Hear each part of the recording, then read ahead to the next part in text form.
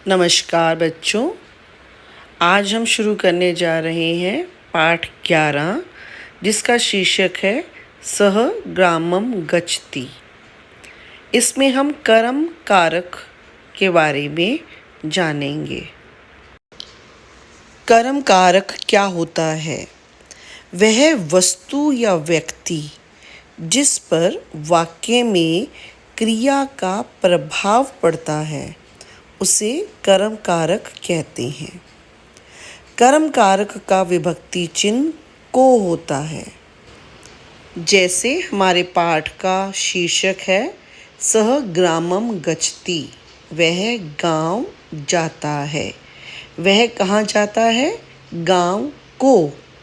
तो गांव शब्द के साथ को चिन्ह लगा है तो वह कर्म कारक है। एक अन्य उदाहरण, बालक पुस्तक पढ़ता है। बालक क्या पढ़ता है? पुस्तक। तो क्रिया का प्रभाव किस पर पड़ा? पुस्तक पर। तो पुस्तक कर्म कारक है, इसलिए हम पुस्तक के साथ द्वितीय विभक्ति का प्रयोग करेंगे, पुस्तकम। बालकः पुस्तकम पठति। तो आइए बच्चों, पाठ में दिए गए वाक्यों से हम कर्म कारक के बारे में और ज़्यादा समझते हैं। एषः वानरः अस्ति, यह बंदर है। वानरः कदलीफलं खादति, बंदर केला खाता है। इस वाक्य में वानरः कर्ता कारक है और कदलीफलम कर्म कारक है। यहाँ बंदर खाता किसको है? कदलीफलम, केले को। तो कदलीफलम केला वर्ड के साथ को आया तो को कर्म कारक होता है, इसलिए यहाँ कदलीफलम कर्म कारक है। अगला वाक्य देखते हैं, सह पलांडुम अपि खादति। पलांडुम का अर्थ यहाँ है प्याज। अपि मतलब भी। वह प्याज भी खाता है। तो वह किसको भी खाता है? प्याज को। प्याज के साथ को चिन्ह आया तो पलांडुम कर्म कारक है। वानरः आद्रकम न खादति, बंदर अदरक नहीं खाता है। तो यहाँ क्रिया में प्रभाव किस पर पड़ रहा है? अदरक पर। तो अदरक शब्द क्या हुआ? कर्म कारक। मालाकार है, मालाम गुम्फति। मालाकार माला गूंधता है। गुम्फति मीन्स गूंधता है, बनाता है। मालाकार है, माले गुम्फति। मालाकार दो मालाएं गूंधता है। पहले वाक्य में मालाम आया, वह एक वचन था स्त्रीलिंग का, और माले द्विवचन है, स्त्रीलिंग द्वितीय विभक्ति का। अगला वाक्य, मालाकार है, मालाः गुम्फति। मालाकार अनेक मालाएं गूंधता है, माला शब्द जैसे कि स्त्रीलिंग है तो इसकी द्वितीय विभक्ति हम लता शब्द रूप की तरह प्रयोग करेंगे।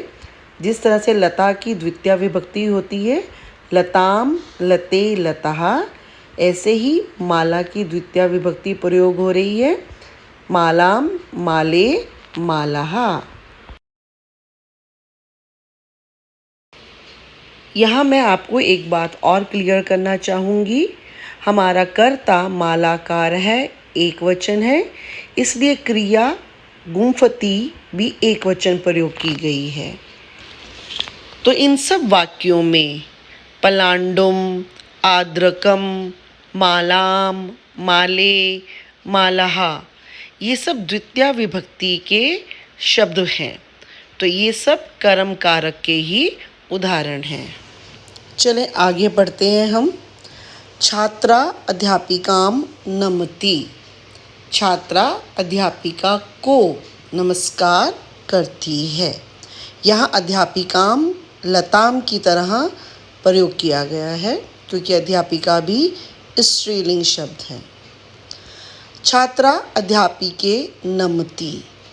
छात्रा 2 अध्यापिकाओं को नमस्कार करती है। अध्यापिके द्विवचन शब्द है यहाँ पर, इसलिए हमने 2 अध्यापिकाओं को प्रयोग किया है। छात्रा अध्यापिकाः नमति। छात्रा अनेक अध्यापिकाओं को नमस्कार करती है।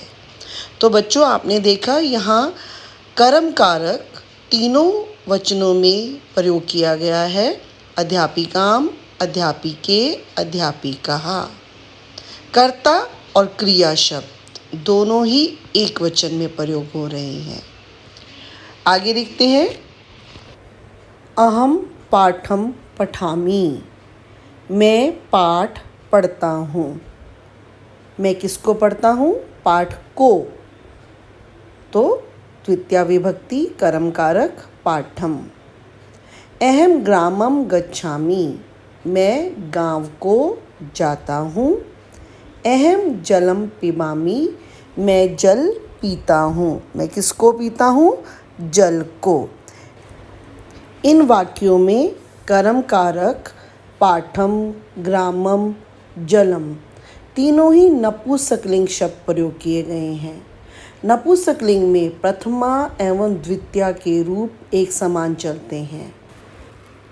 बालकः दुग्धम पिबति।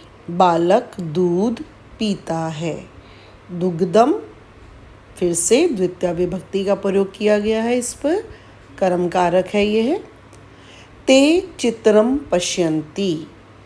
ते वे सब, चित्रम चित्र को, पश्यन्ति देखते हैं। वे सब चित्र देखते हैं। यहाँ पर कर्ता ते और क्रिया पश्यन्ति बहुवचन प्रयोग किए गए हैं। एषः ग्रामः अस्ति।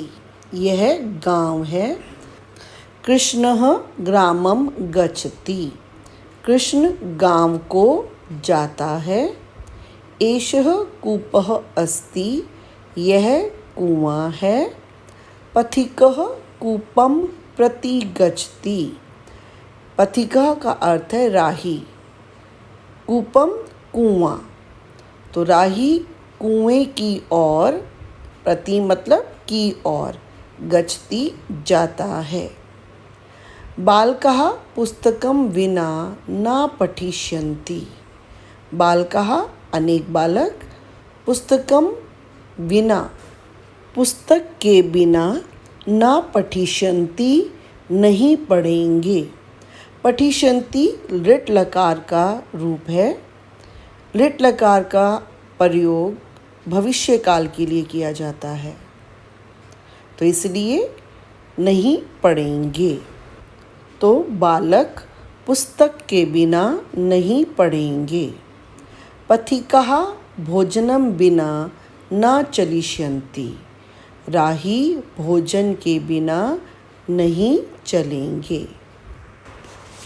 तो यह थी पाठ की हिंदी, जिसमें कर्म कारक के बारे में बताया गया है। स्मरणीय बिंदु: किसी भी क्रिया की विशेषता बतलाने वाले शब्दों को क्रिया विशेषण कहते हैं। जो शब्द क्रिया की विशेषता बताए उसे क्रिया विशेषण कहते हैं। और ये प्रथमा विभक्ति में एक वचन और नपुंसकलिंग में प्रयोग होते हैं, जैसे तीव्रम और मधुरम। अकारांत पुल्लिंग शब्दों में द्वितीया विभक्ति के एक वचन में अम, द्विवचन में औ और बहुवचन में आन जोड़ दिया जाता है।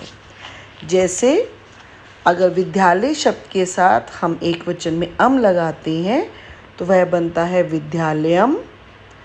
द्विवचन में औ लगाते हैं तो वो बनता है विद्यालयौ।